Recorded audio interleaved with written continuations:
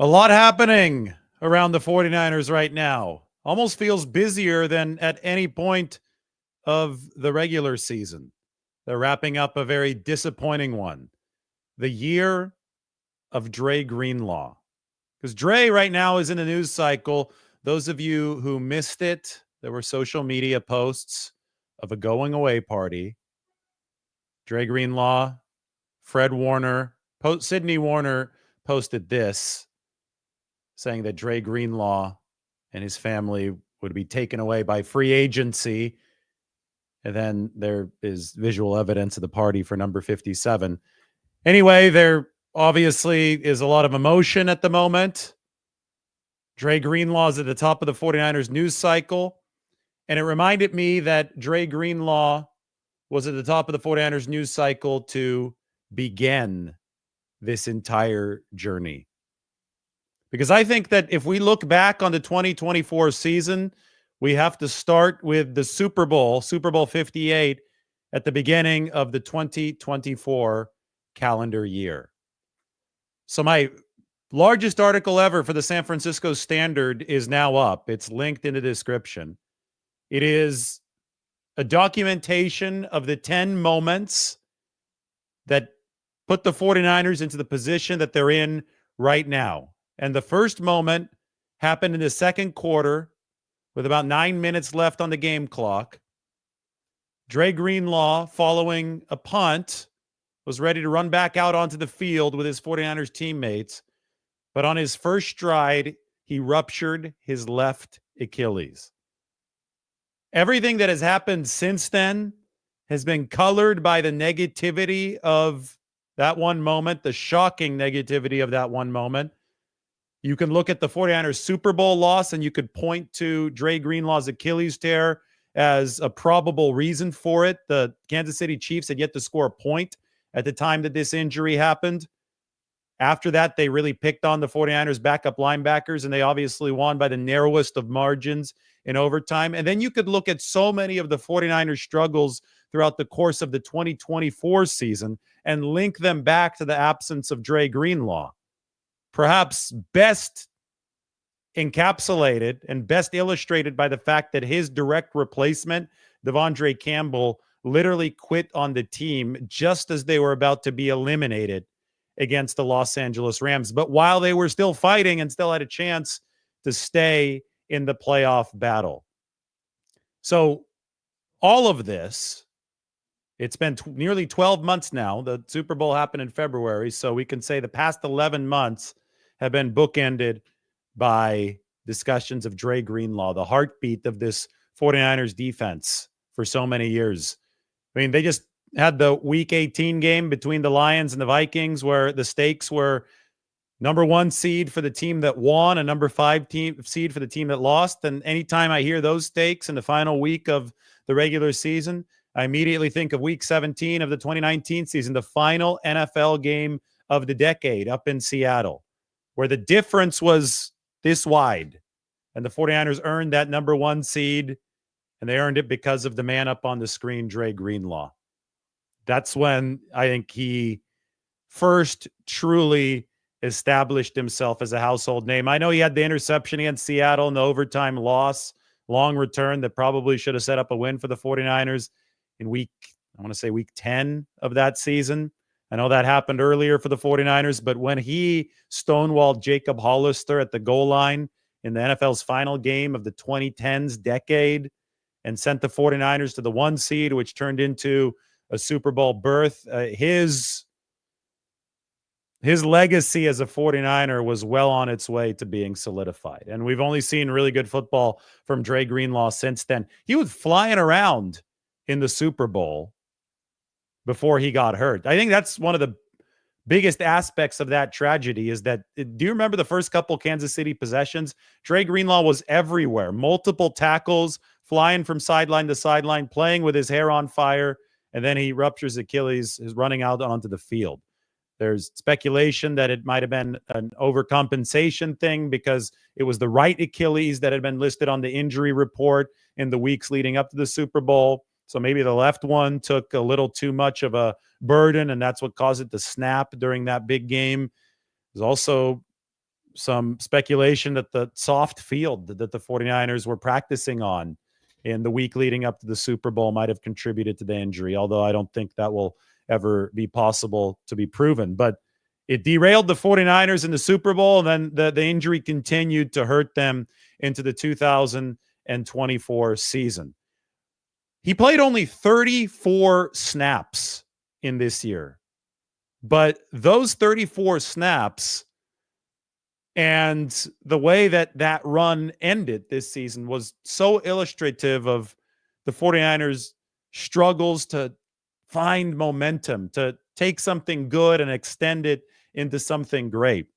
But I'll never forget, because right now we're waiting on Kyle Shanahan and John Lynch to talk about the future of Nick Sorensen. They've already fired Brian Schneider. But I'll never forget that 49ers defense looked like its old self in the first half against the Rams. That was the game that featured Dre Greenlaw back out on the field. It's the game that featured Nick Bosa back out on the field and Talanoa Hufanga. So personnel-wise, the 49ers were resemblant of some of the dominant defenses in recent years during that first half against the Rams. But Greenlaw could not continue after the first half. They shut him down.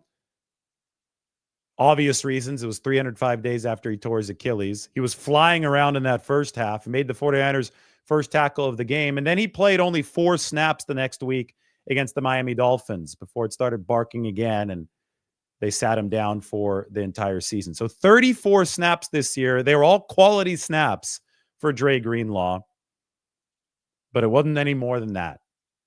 And that was the great vexation of this 49ers season. Similar to Christian McCaffrey's story. When he finally got it ramped up and going against the Buffalo Bills and he was on his way to a big touchdown, Taylor Rapp tripped Christian McCaffrey up by a shoestring. Just a literal shoestring. Just got him barely by the foot. And Christian McCaffrey hurt his knee. PCL injury, out for the rest of the season. So what was almost a touchdown turned into a season-ending injury. Momentum was building up, and then all of a sudden it crashed into a concrete wall for Christian McCaffrey. Momentum was building up for Dre Greenlaw and the 49ers defense, and then all of a sudden it crashed into a wall. He was unable to continue beyond those 34 snaps. That was the frustration of this 49ers season. There were good moments, but they could never seem to take it into a consistent stretch of solid play. They'd always be interrupted by something. Early in the year, it was less injury-related, although they were missing McCaffrey early in the year. But I still remember they had that game against the Rams, and everything was going well, and they blew the lead. They did that to themselves. They had enough personnel to beat up what was at the time a beleaguered Rams team that was starting a bunch of backup offensive linemen. So that fell on the special teams, and they've already fired the special teams coordinator. Brian Schneider wasn't ready for a fake punt in that game, and then Jake Moody missed a kick. Moody obviously still on the roster for the 49ers. Then Ronnie Bell dropped the perfect pass from Brock Purdy, and they lost to the Rams, and that was what derailed the momentum for the 49ers early in the season. And then special teams derailed things again in Week 5 against the Arizona Cardinals. Moody got hurt on the kickoff coverage because the coverage wasn't good, so the kicker had to throw his head in there and sprained his ankle. The high ankle sprain led to the 49ers not having a kicker for the rest of the game. They lost by a point, and you saw what happened. They were unable to build up that momentum at any point early in the season, mainly through issues caused by themselves, and special teams seemed to be the top of the list, the top of the culprit list early in the season. And then late in the year, the 49ers just could not escape the shadows of their own injuries, whether it be Christian McCaffrey or Dre Greenlaw. So it was 34 snaps that the 49ers will remember in this 2024 season, but 34 snaps that were emblematic of the frustration of it all. It was like they were just trying to get the engine going this year, right? And it would seem like it would roar to life, and then it would just die. You know, they got it beyond a sputter. It did roar to life a couple times, but then it would peter out. And that's where the 49ers stand right now. So as we await, we have clues regarding Dre Greenlaw's future with the 49ers, clues from Sidney Warner. And we have clues regarding the future of Nick Sorensen, the 49ers defensive coordinator. I think the longer that this takes Kyle Shanahan and John Lynch, remember, they still have not announced the end of season press conference. So the two clues that we have right now are Kyle Shanahan after the game against Arizona in his post-game press conference, preemptively saying that he's going to have a lot of work to do this week, and he doesn't want to take questions about the futures of coaches or players. He's already fired Brian Schneider, the special teams coordinator, but that was clue one, Shanahan's words on Sunday. Clue two is that the way that this normally works is that the 49ers play their final game on Sunday. Then they have the locker room clean out on Monday. Sometimes the locker room clean out is actually adjoined on the same day by the press conference of Kyle Shanahan and John Lynch. This year it wasn't, so the assumption was it would be Tuesday. Well, it's Tuesday right now, and the press conference hasn't happened yet, hasn't even been scheduled yet, so the 49ers still need more time. We know that they fired Brian Schneider last night, so I'm guessing that the conversation right now is about the future of Nick Sorensen and a 49ers defense that was, quite literally, the worst defense of the Kyle Shanahan, John Lynch era. Now, I've been sitting here talking for 10 minutes about injuries, so obviously that was part of it, but that's not all of it. And Nick Bosa even acknowledged that in his post-game interview against the Cardinals. He was asked if this was a personnel issue or if it was a schematic issue, and he said it was a little bit of both. You want to be further to the right and further up on this chart. Run defense is on the x-axis. Pass defense is on the y-axis. So the two best 49ers defenses of the Shanahan-Lynch era, 2019, that's Robert Saleh. 2022, that's the D'Amico Ryans. The 2019 defense was ranked number 2 in the league. The 2022 defense was actually ranked number 1 in the league. It was the Patriots who had a great defense in 2019 that were ahead of the 49ers. Throughout the years since, the 49ers managed to deliver more good defenses.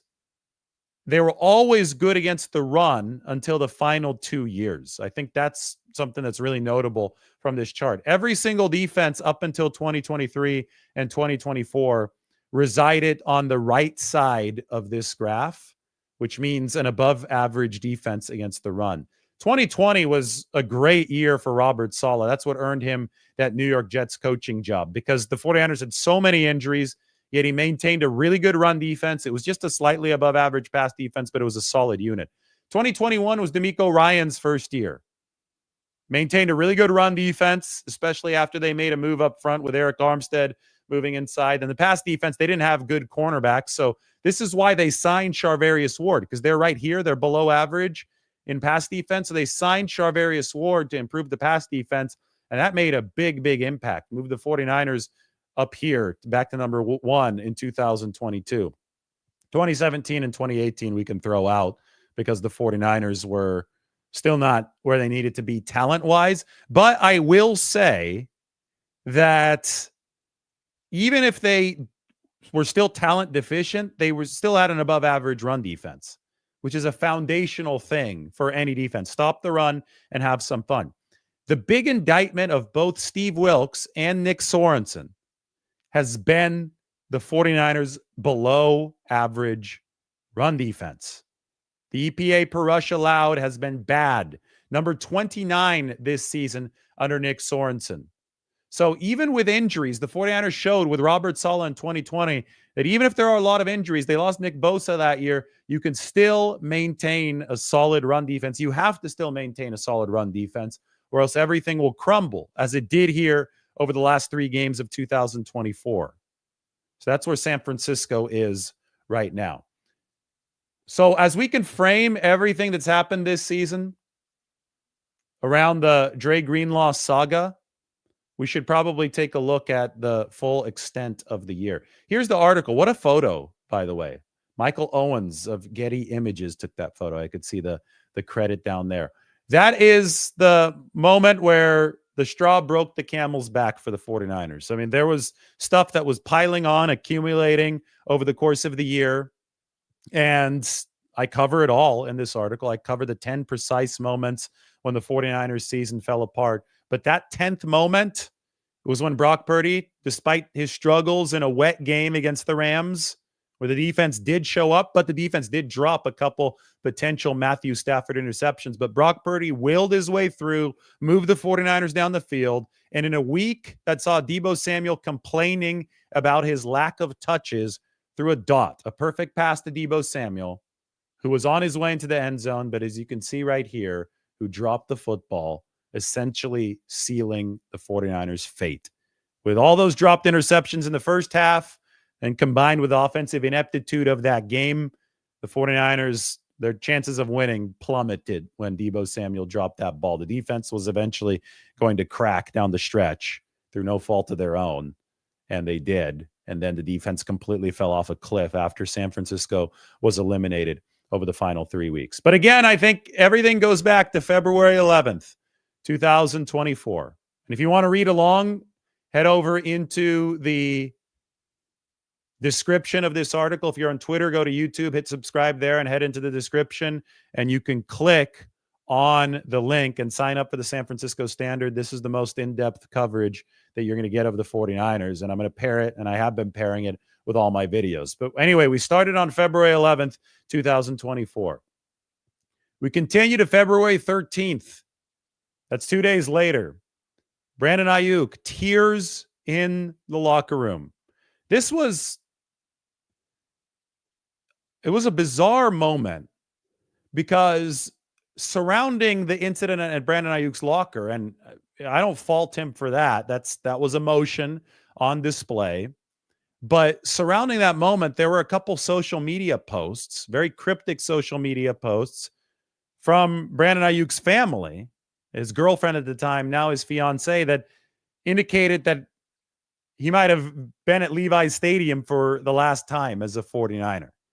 And Brandon Ayuk was still under contract then. So they're just weird posts. There's one thing when we look at the Fred Warner post, about Sidney Warner post about Dre Greenlaw, he's going to be an unrestricted free agent after this season. So it's one thing to be sharing posts like that when the player is not going to be under contract anymore, especially if the 49ers have told Dre Greenlaw that it's unlikely that they're going to be able to re-sign him. But it's a whole other thing for this drama to be coming out when a player is still under contract. And that's exactly what happened around the time that Brandon Ayuk broke down into tears in the locker room, talking about how much he loved playing with his brothers over the course of that 2023 season. So everything combined just created this weird vibe heading into the offseason. And we all know what ended up happening. We all know that Brandon Ayuk ended up holding in. The contractual negotiations were protracted. They were extremely frustrating. They bled through all of training camp and lasted until just a couple days before the start of the regular season. August 29th is when Brandon Ayuk finally agreed to his contract, but because of it, he didn't practice with the 49ers at all at a time when they needed him practicing. It later came out that Brandon Ayuk had sat on the offer that he ended up signing for about 3 weeks. At his press conference following the signing of the deal, Brandon Ayuk even acknowledged that he was a problem toward the end of the deal. And that problem really stretched into the regular season when he struggled in large part because he missed training camp. He wasn't the same dominant receiver that he was in 2023.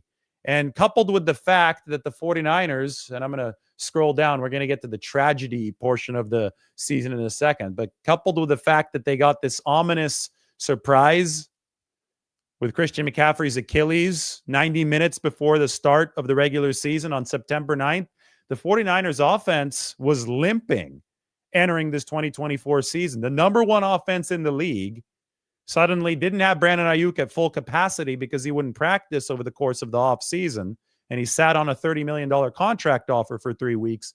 And Christian McCaffrey had Achilles tendonitis, so he wouldn't be available for about the first 2 months of the season. The 49ers ended up ranking dead last in the NFL this season in average separation at the time of reception or incompletion. They were number 11 in 2023. So they went from number 9 to number 11 to number 32. They dropped from the top third of the league to dead last in average separation. And that's because your two main beaters of man coverage, Brandon Ayuk and Christian McCaffrey, were generally unavailable for the 49ers this season.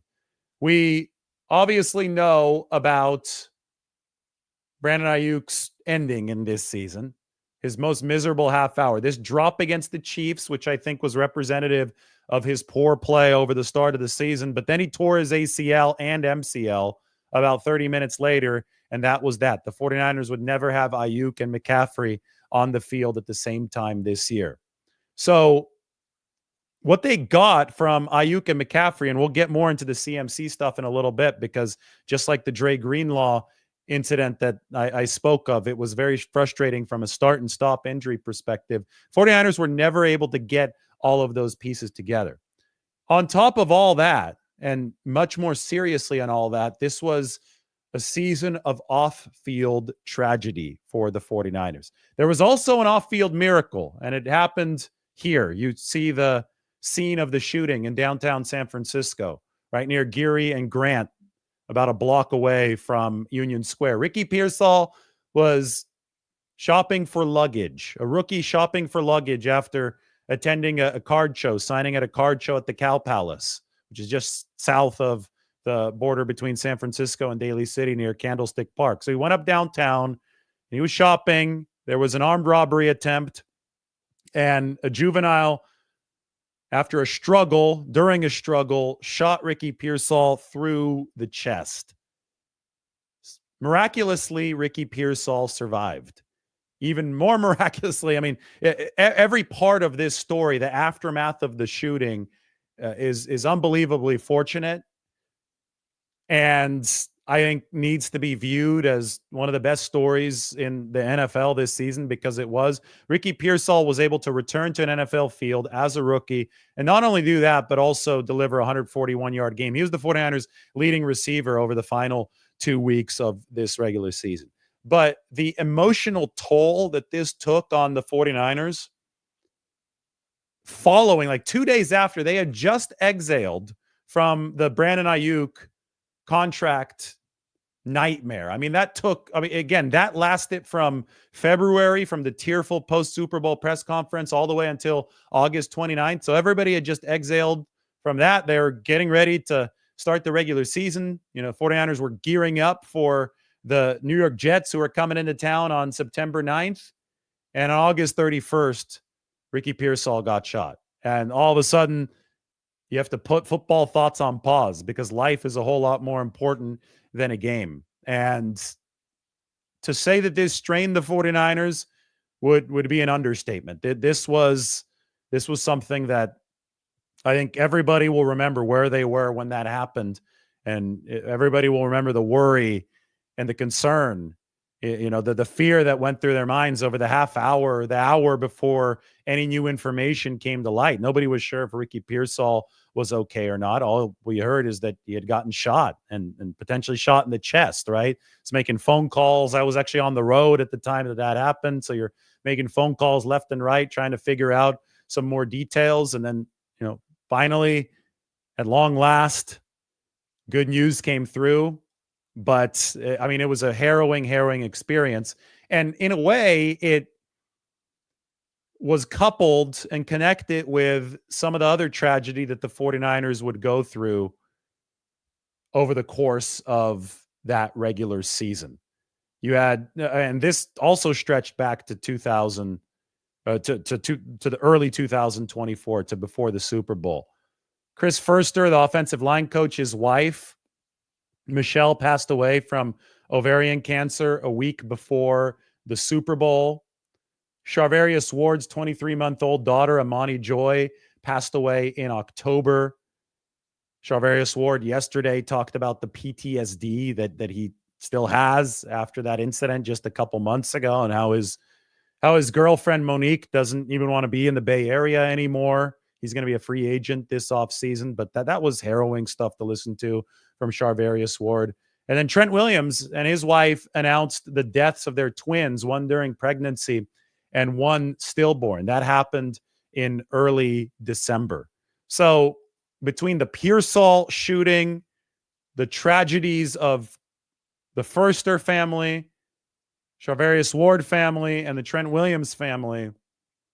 It's a lot for a team to take in one season. That's only the stuff that we know about. I mean, humans go through problems. Most of the time, humans' problems aren't publicized. But when you're in the NFL, this stuff reaches the light of day more often than not, especially the very worst stuff. So those are four things that happened to the 49ers this year. Most NFL teams will go a full season without a single thing like that happening at all to the football team. So underneath all of the football struggles, the 49ers dealt with so much off-field tragedy this year, and I think it's really important. Right now, I'm doing this full run-through of the 49ers season, looking through the 10 moments that I wrote about on the San Francisco Standard. And as you can see, the section about tragedy is the longest section in this piece, because it has to be, because life is bigger than football.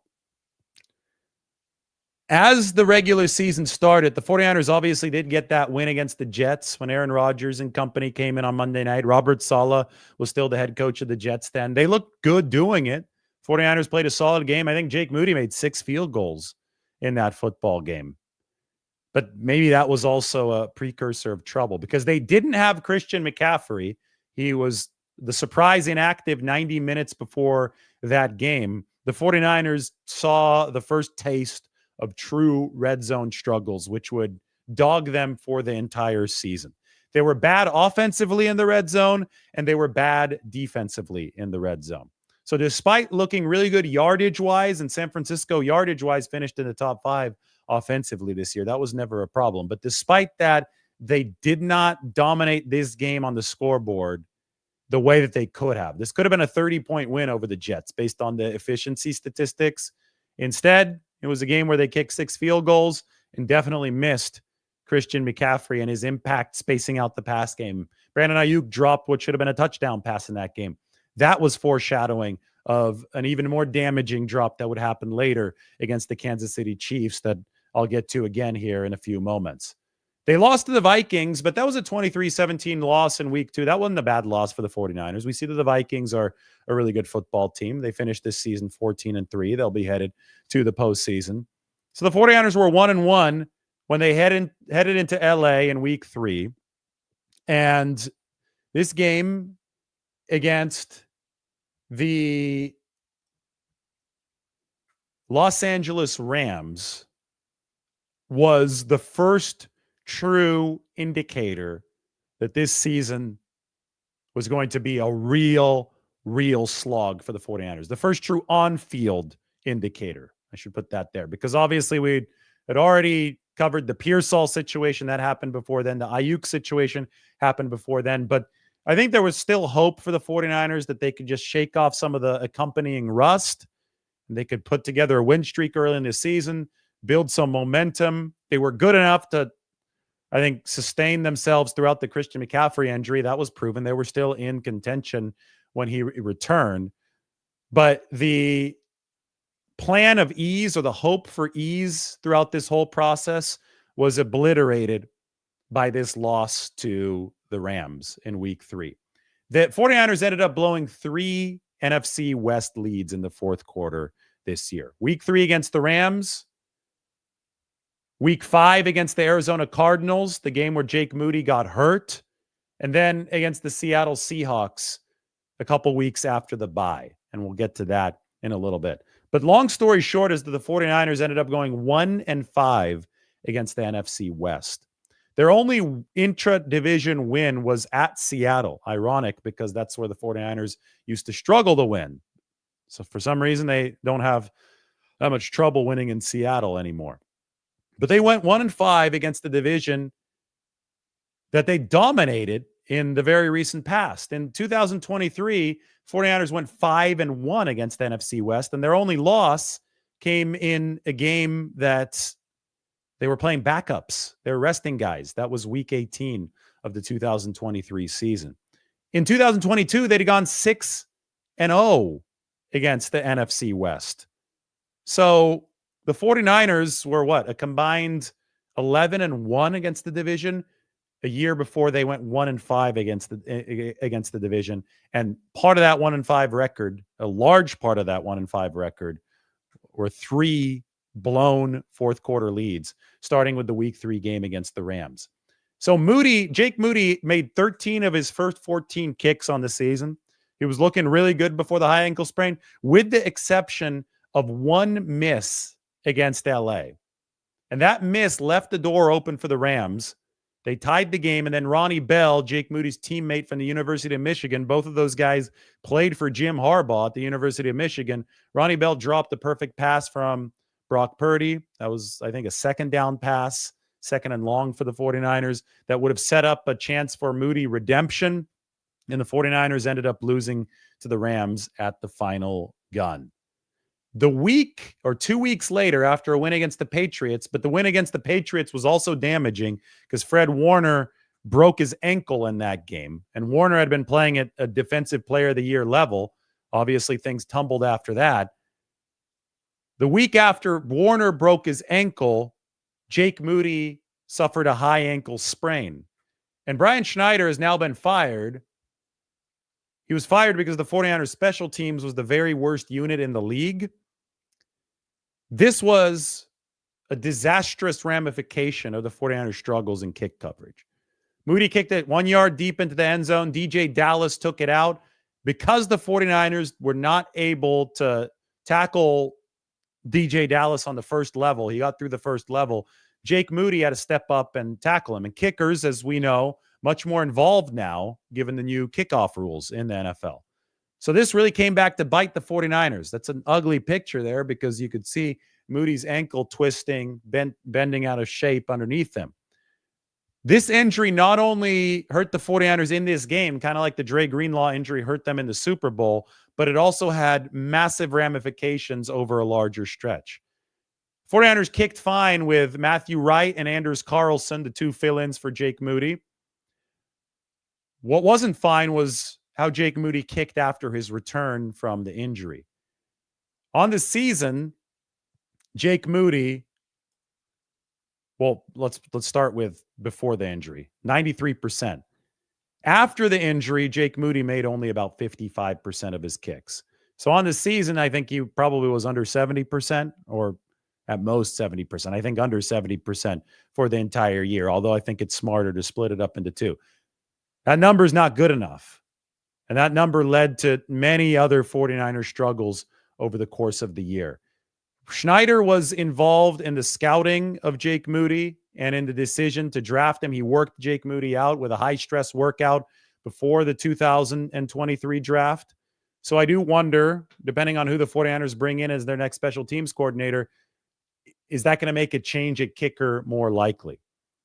It seems to me that their course of action is going to be to keep Jake Moody on the roster throughout this offseason, maybe even into training camp. But I would be shocked if the 49ers did not bring in competition for him, given how much he seemed to struggle psychologically following the high ankle sprain. It all began with the 3 of 6 performance, the 3 missed field goals in Tampa Bay, a game that the 49ers won, that Moody hit the game winner after the bye week.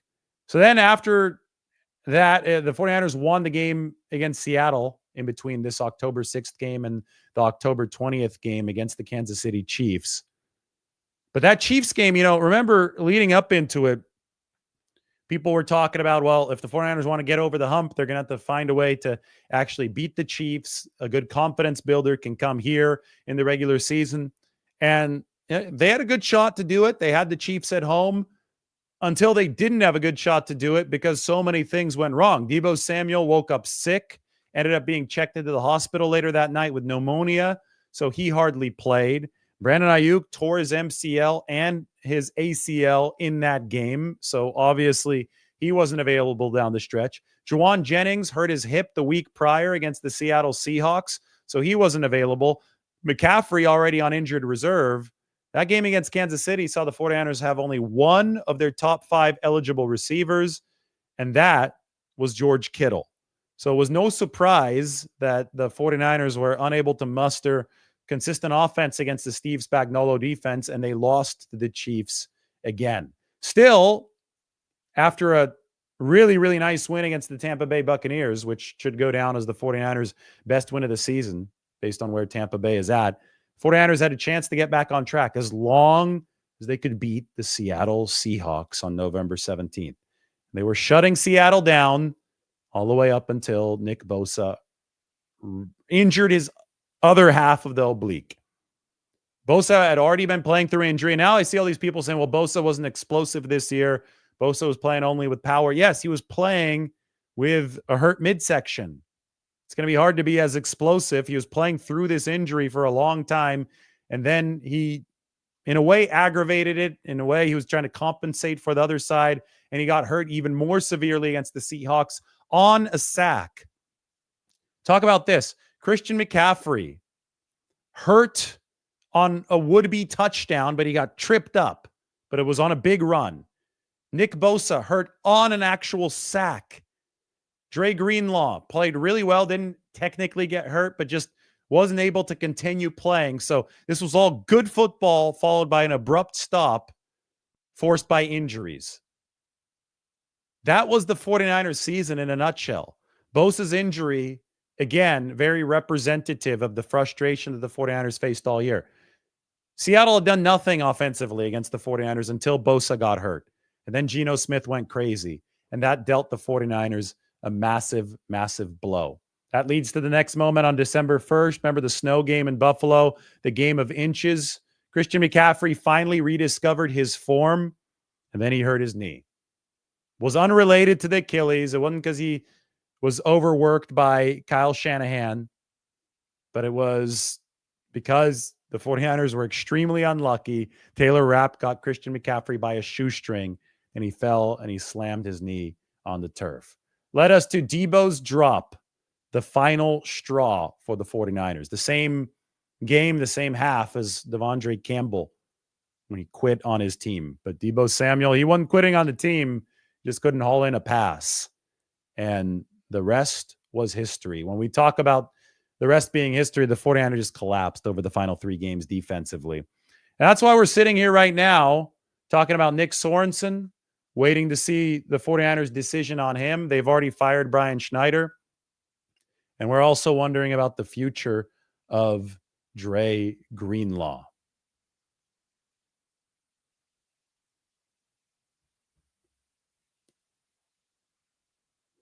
Mike points out that there's been another comment on the social media post.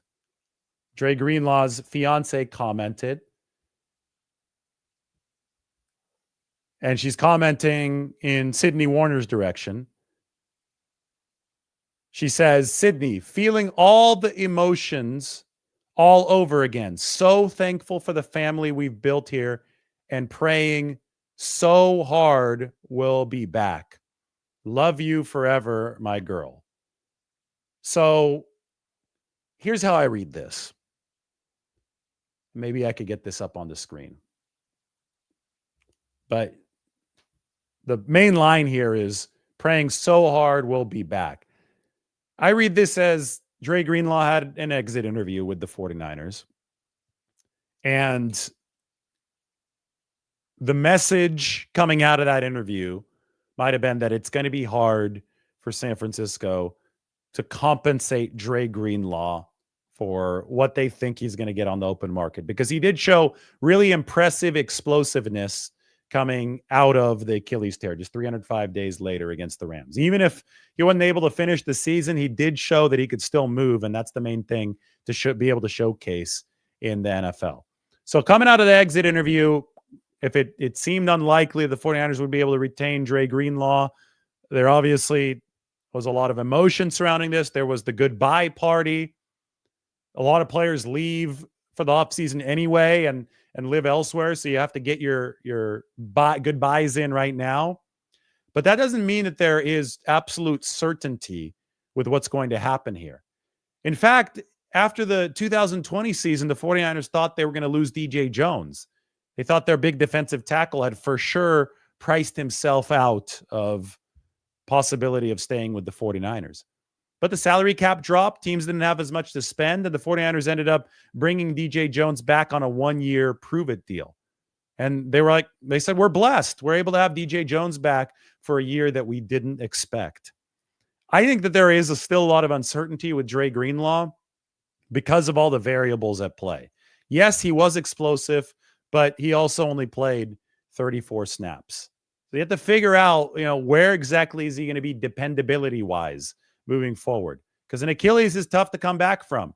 He's checked one of the major boxes, and that is the box of explosiveness, but he hasn't checked the box of durability yet. And the 49ers probably want to give him a chance to do that. But they can't give him a chance at too high of a number because they've got other financial business to take care of. They had to pay Brandon Ayuk last year. Brock Purdy is obviously coming up for San Francisco. So they have to do it within certain financial constraints.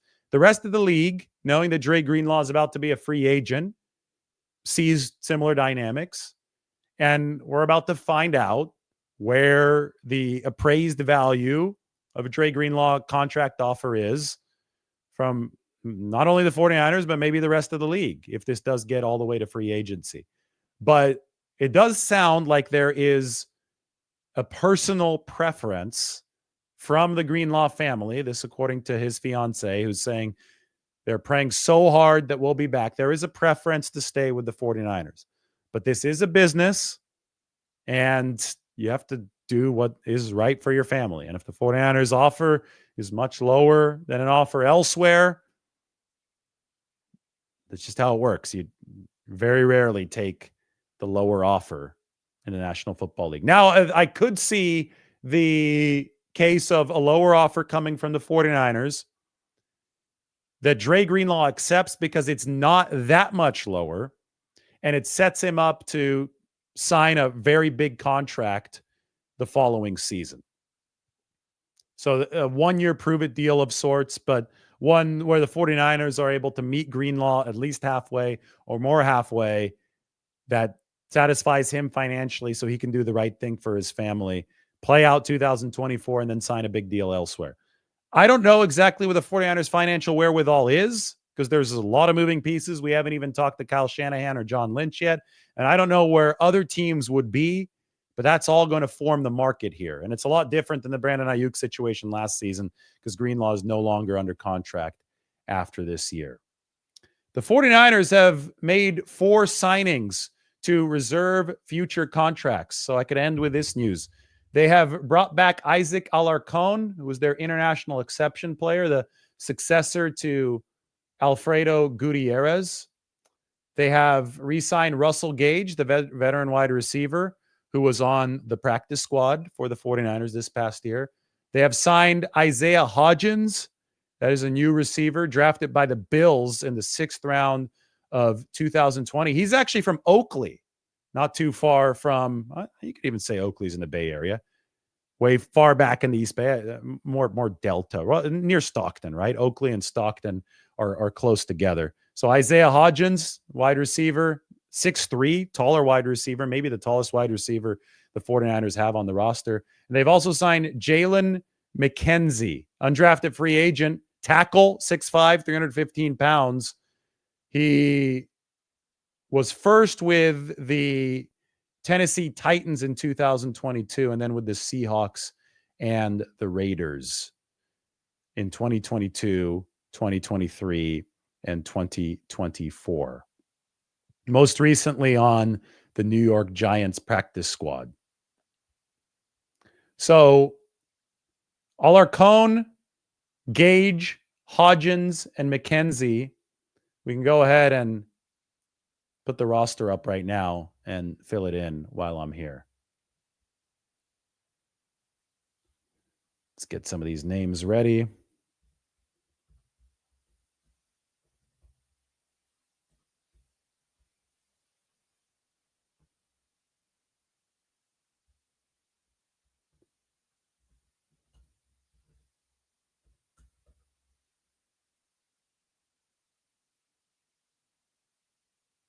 Reggie, so I just checked. Jalen McKenzie is the grandson of Reggie McKenzie, who was the Raiders GM a few years ago. Wanted to make sure that family connection was there because I saw that Jalen McKenzie was from Concord in the East Bay. So I thought there might be a relation there, and there indeed is. All right, let's fill this out.